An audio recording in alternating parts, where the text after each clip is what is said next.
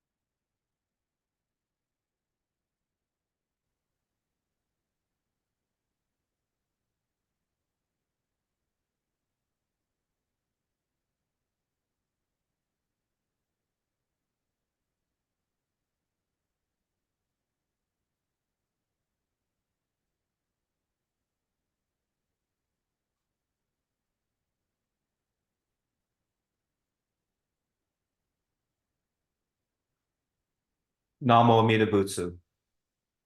Namo Amida Butsu. Namo Amida Butsu. Namadats, namadats, namadats.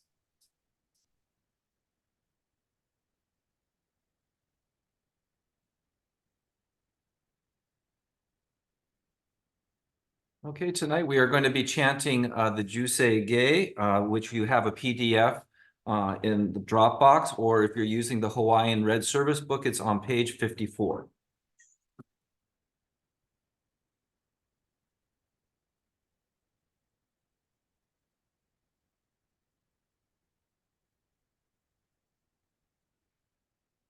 Gagon Chosegan Ishimujodo Shigan Fumanzok Sefu Joshogak Gao Muryoko Fui Daiseshu Fusai Shobingu Seifu Joshogak Gashi Jobutsudo Myosho Chojipo Kukyo Mishomon Seifu Joshogak Ryoku Jinshonen Shue Bungyodo Jinriki Endai Ko Shoujo Sankumyo Kaosai Shuyakunan. I'm sorry, folks, excuse me. We're on number 6.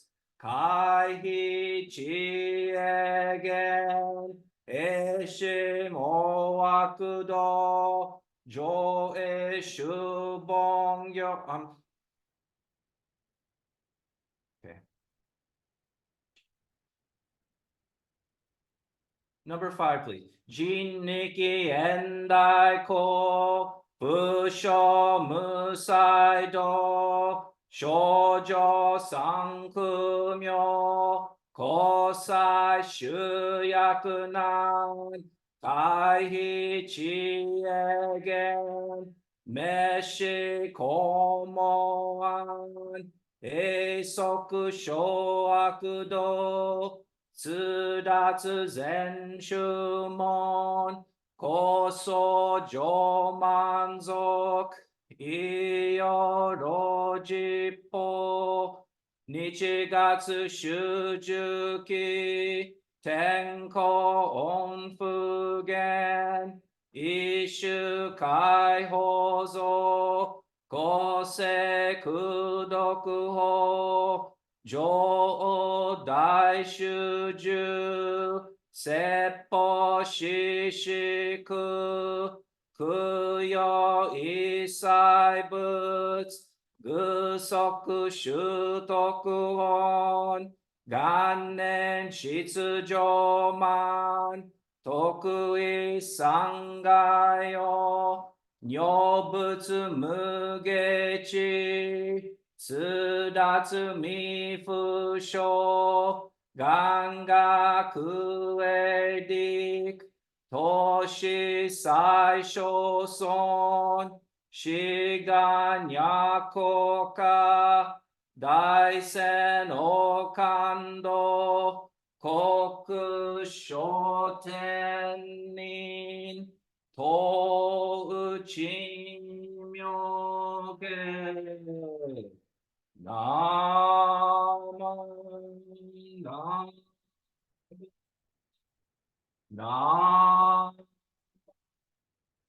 な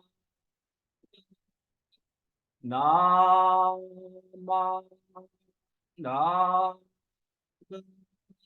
なまななまななまな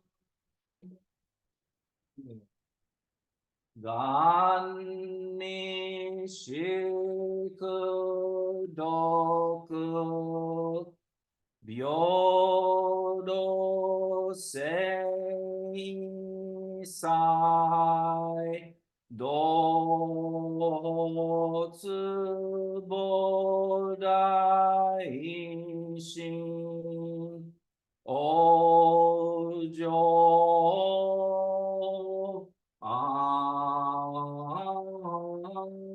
なと。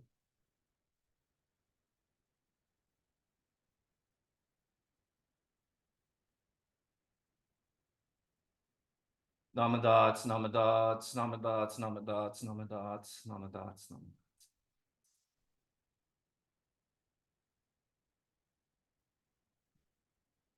So thank you. I'm sorry that I got off schedule there. What happened is that those of you who know me, I have a cat, Safi, who does not like my chanting, and I forgot to put her in the back bedroom. So she's starting to walk over, and I see her out the corner of my eye, and then I lose track of where I am. So Gominasai, I'm sorry about that. But it was, but she didn't cry, so she must have appreciated the chanting tonight. Oh, we've got another kitty, don't we? It looks like, yes. So tonight, what I'd like to do is I would like to talk about the subject of nirvana, which is a subject that we've talked about before, maybe a little more of an academic format. But one of the ideas is that we don't talk about nirvana a lot in Jodo Shinshu Buddhism, especially on a Sunday or in everyday discussions about what does Shin Buddhism mean to us. And today, or this week, I had a very interesting personal experience that kind of put the idea of what nirvana is and the relevance of it in a more personal and a more pressing way. Um, People often ask me why in the world would, or not why in the world, but it's kind of interesting that you that were not raised as a Buddhist, why did you become a Buddhist minister? And my usual response to that is that and when I was living in Seattle, I became exposed to the Jodo Shinshu teachings at the Seattle Betsuin through Reverend Castro. And at that time, I was working in public mental health and social work. And so what I was doing was is that every weekend I was going to the temple. I was one of those temple junkies. If Joe was there at that time, we probably wouldn't have known each other really well. And then going to all the retreats and the workshops. And so it was a really important part for me personally because working in that field, you're helping a lot of people that are in crisis, that are having a lot of dangerous situations in their life, and you're supposed to be calm and collected. And to be perfectly honest, I don't know how I would have been able to work in that field as long as I did if I didn't have the Buddhist teachings or the Dharma to lean on or to give me guidance. Um, but when I was working at the program, the last program I worked at, I was actually the supervisor, and it was a program that was for people that had chronic mental illness and that were homeless. And so the criteria was is that they had to be homeless for over 5 years or more. And so the idea is that we would have people that would go out into the community, work with them, develop a rapport. Sometimes it would take almost a year for the person to feel comfortable enough to come and meet me at the facility, which was in downtown Seattle. And they would come in and we would talk about moving in and that the idea that they would try to follow the treatment program. We had low expectations, meaning that that if someone made a mistake, we would not ask them to leave, which they found, which was common with a lot of programs, is that the regulations were so strict. For example, substance abuse was an issue. So if someone's messed up and started drinking or using drugs, then they would be kicked out of the program, where our program encouraged them to work through that situation. But anyway, working in that situation, as I've mentioned to you before, I was the middle management. That meant that I had a crew below me, and then that means I had supervisors above me, and then I had the residents that lived there. There were 20 residents that lived there. And I remember sitting in my office and having people get very angry with me, the residents. You have to realize that people that go through homelessness and have substance abuse or mental health issues have had a very difficult life and have been abused, whether it was physically or psychologically. And so what they would do is they would get angry, and it wasn't about me personally, but they would just send all this anger, and I'd be in this very small office, and that I would try to work with that. And I've said that before that I had a little myogo, which is the characters for Namo Amida Butsu, like we have at Ekoji in the Onaijin. And people couldn't read it, so people thought I had nice Asian artwork. But to me, it was the myogo, and I had it on my desk. And so then when I would have these types of difficult situations, out of the corner of my eye, I would see the myogo, and it would give me some grounding, and it would make me think about other things besides what was going on at that time. But getting back, so another thing that we don't talk about is why are you in the ministry? And part of it is that I've been part of this community for over 30 years, and so many people have helped me because almost half of that time I was a member, I wasn't a minister. And all these teachers and people I've met over the years that have influenced me and guided me, I wanted to give back. I wanted to be able to help other people have the situation where they might be able to hear the Dharma, and perhaps that my perspective coming from social work might be a little different than some other people's. And that's one of the important things about the ministry. Is very important for us, all of us with different backgrounds, to hear different points of view. And so I thought, okay, I've done this professional mental health job for over 20 years, and now it's time for me to go on to the ministry. And a lot of the skill set is the same. As I said, I was working with people. And so here, I've only been in New York for 4 months, but I've dealt with a lot of death. I've dealt with a lot of people that have lost loved ones. And so you're doing grief counseling, you're doing these interpersonal skills. There's people that are getting divorced, there's substance abuse. And so when people, think of the ministerial job, sometimes you think, oh, it's Sunday service, but oh, there's a lot of things that go on during the week, whether it's virtual, in person, or online. And with three temples, I have my thumb in a lot of different worlds. And it's an honor, to be honest, to be able to be part of people's lives and help them through this difficult time. And as I said, I've benefited from people helping me in the past, and is kind of giving back. But again, the talk about tonight is I'm going to be talking about the concept of nirvana. And nirvana can be a very abstract concept. I know Ken and I have had lots of discussions about what nirvana is. It's the extinction. And we have all these terms that we have of definitions.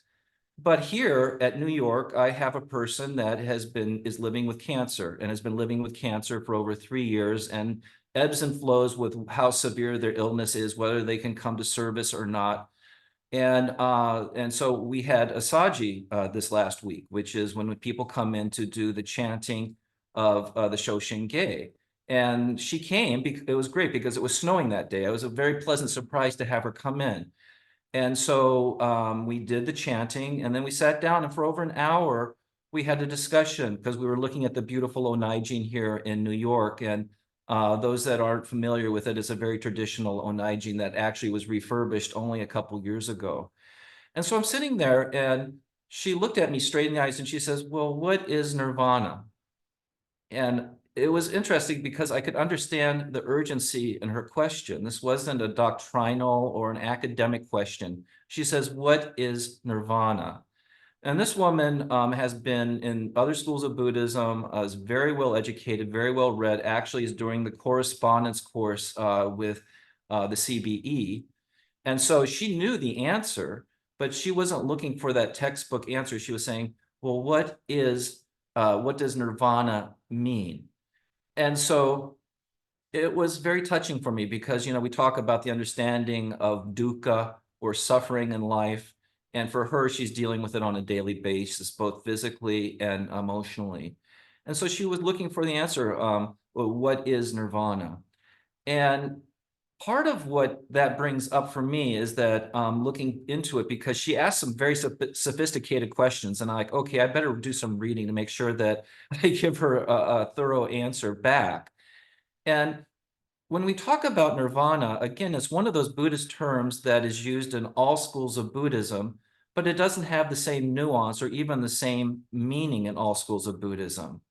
So as I've said before, then when we look at the broad spectrum of Buddhist teachings, there's the oldest school of Buddhism that is still surviving, which is the Theravadan tradition, which we're familiar with Sri Lanka and Thailand, where you still have the monks that give up their everyday life and live in the monastery. And their idea of nirvana, interestingly enough, is created or reached by self-practice, doing these extensive practices, whether it's meditation or visualization, or if it's doing walking meditation, all these types of different practices they do on the way. And so they talk about bodhisattva in this Theravada tradition, which is, again, very different than how we view it in our school of Shin Buddhism, which is Mahayana, which is a later school, which we've talked about, I've given talks about before, where we talk about this idea of the bodhisattva as this idea of not a celestial being flying around, but the idea is that enlightenment is not only for myself, it's for us to have and for us to help others on the path. And so there's a huge difference between saying that you reach nirvana with self-practice, and then when we look at what Shinran Shonin taught us about what nirvana is. And again, looking at when we talk about in Shin Buddhism, we normally talk about the everyday life, leading a life of gratitude, being present in the moment. But when we look at what happens to us when we leave this physical world, I think we tend not to focus on that. Whereas with this woman here in New York, she was wondering, is nirvana? And so she was asking specifically, what is the difference between the Pure Land and what is the difference between nirvana? And she was very astute, and she was pointing out that doctrinally in the sutras and in the stories is that the Pure Land is somewhere that you go to reach enlightenment or to reach, and then you are able to go to nirvana. Again, that's like looking at it in a very traditional way where it's two separate entities. I would like to say that Shinran talked about them as being one. As we've discussed before, a lot of times, most of us, when we talk about the Pure Land, it's not a physical place that we go to, even though the sutras describe it in great detail. But it's a metaphor for us to try to conceptualize that, again, getting away from our ego. So what Shinran and the concept in Mahayana is with nirvana is that we all have Buddha nature within us. and then that Buddha nature needs to be realized. And so the idea is that for us in our egotistical mind is that Shinran said that we cannot 100% receive that in our physical body, in our present state of mind, because we have attachments. We always have something about our human ego that's involved that is not let go until our physical death. Now, for those of you that have studied Shin Buddhism, I'd like to share something with you that, as we know, that Shinran Shonin was a Tendai monk, and the Tendai school of Buddhism focuses on the Lotus Sutra. But if you do read the works of Shinran Shonin, he talks about the Nirvana Sutra. And so I was like, and actually I have this book here. Actually, I'm very happy. This is a warm Ekoji memory for me. This is the Nirvana Sutra book that got published when I was at Ekoji, and that Laverne Amori gave this to me. And so I have a very special Dharma friend connection with this book. And so I would ask the other, especially the Japanese ministers, like, well, why is he using the Nirvana Sutra? Do we need to understand the Nirvana Sutra? And for us in tonight's discussion, that is not an academic discussion, what they said is that the Nirvana Sutra was revolutionary for Mahayana Buddhism that was developing in China and then in Japan. So this whole idea that nirvana is not something that you receive through practice, but what it is that it's a culmination. So I'm sorry, Ken, I keep picking on you because we've talked about this so many times, but what they're talking about is that so in Theravadan tradition, they're talking about it as a practice, and this is on the way to become a bodhisattva, which is on the way to becoming a Buddha. Where in Pure Land Buddhism, we talk about upon our physical death, then we have the potential of reaching, or we will reach the Pure Land and then go on to Nirvana. And what's interesting is, and the book is, I've started rereading it, thank you, Laverne, is that what they're talking about is that Nirvana is a spiritual quest, not self-powered, but what it is, instead of saying that this is a status that you reach or a plateau that you reach before you move on to Buddhahood, is that it's the accepting heart.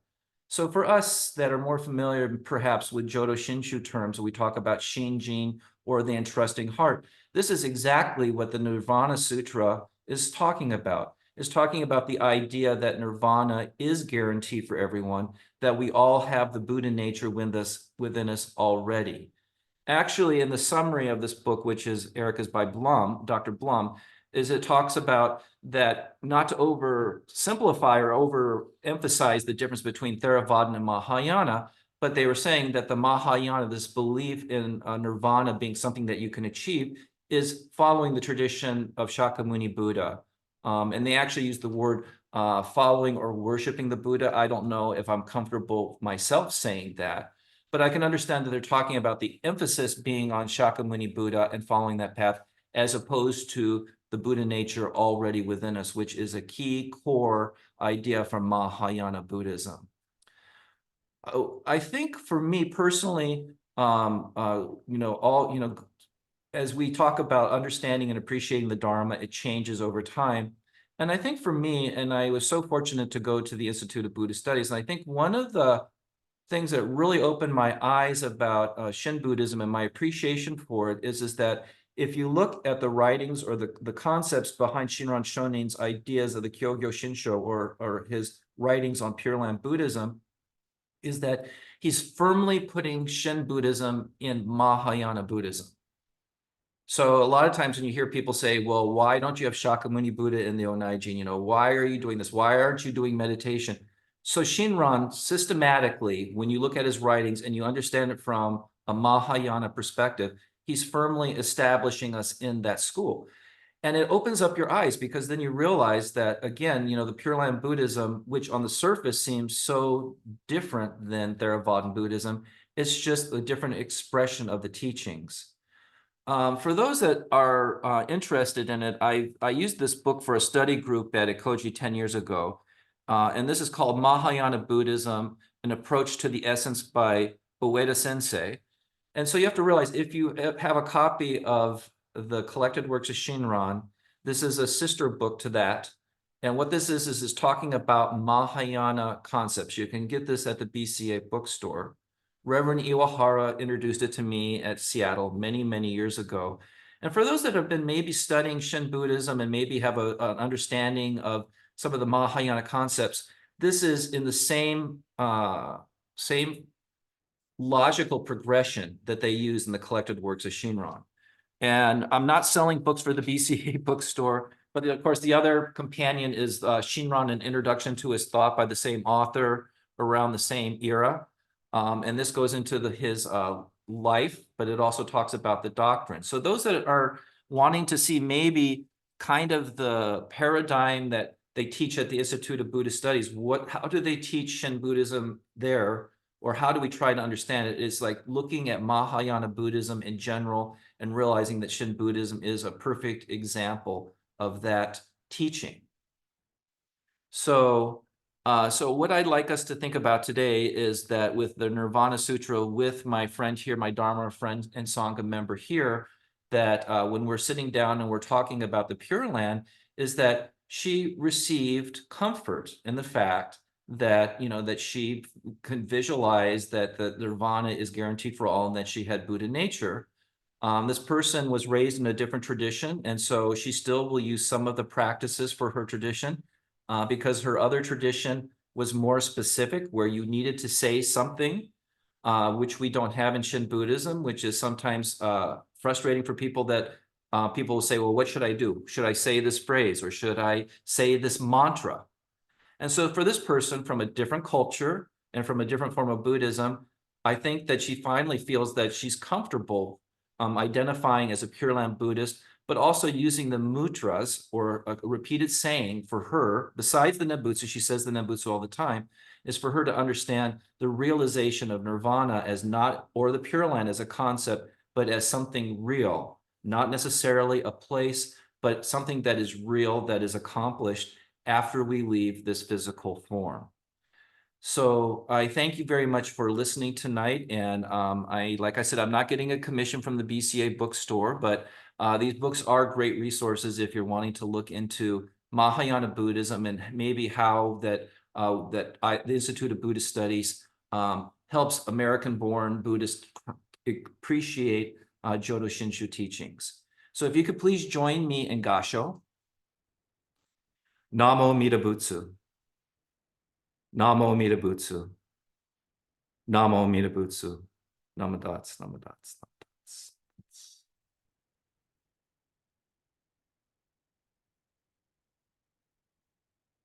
Okay, so then what we do is I would like us to do a group reading. Again, we should have a PDF for that, and if not, it's in the Hawaiian book. And this is the Creed 2 on page 4.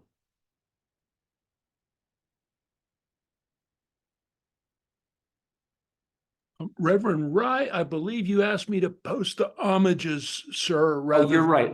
Thank you, Michael. That's what you're here for. Thank you, sir. He is correct. So it's the homages on page 2. Hard is it to be born into human life. Now we are living it. Difficult is it to hear the teachings of the Blessed One. Now we hear them. If we do not gain emancipation in this present life, we may not be freed from ill-faring in the oceans of birth and death for kalpas. Let us reverently take refuge in the 3 treasures. We go to the Buddha for guidance. May we always walk in the way that leads to enlightenment. We go to the Dharma for guidance. May we be submerged in the depths of the teaching and gain wisdom as deep as the ocean. We go to the Sangha for guidance. May we all, with one accord, live the life of harmony in the spirit of oneness, freed from the bondage of selfishness. Even through myriads of kalpas, hard is it to hear such an excellent and profound teachings. Now we're able to hear and receive them. Let us thoroughly try to understand the Tathagata's teachings. Namo Amida Butsu. Namo Amida Butsu. Namo Amida Butsu.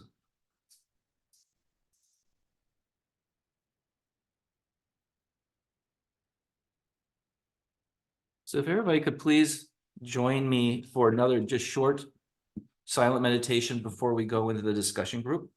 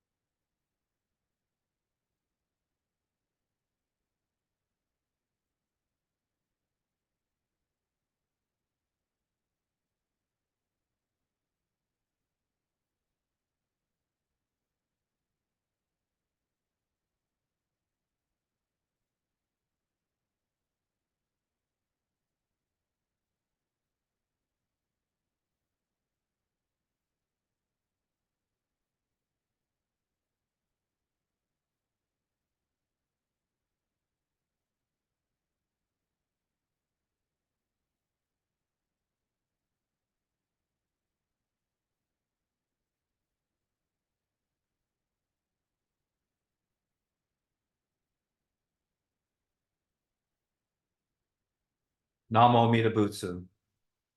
Namo Amida Butsu. Namo Amida Butsu. Namadots, namadots.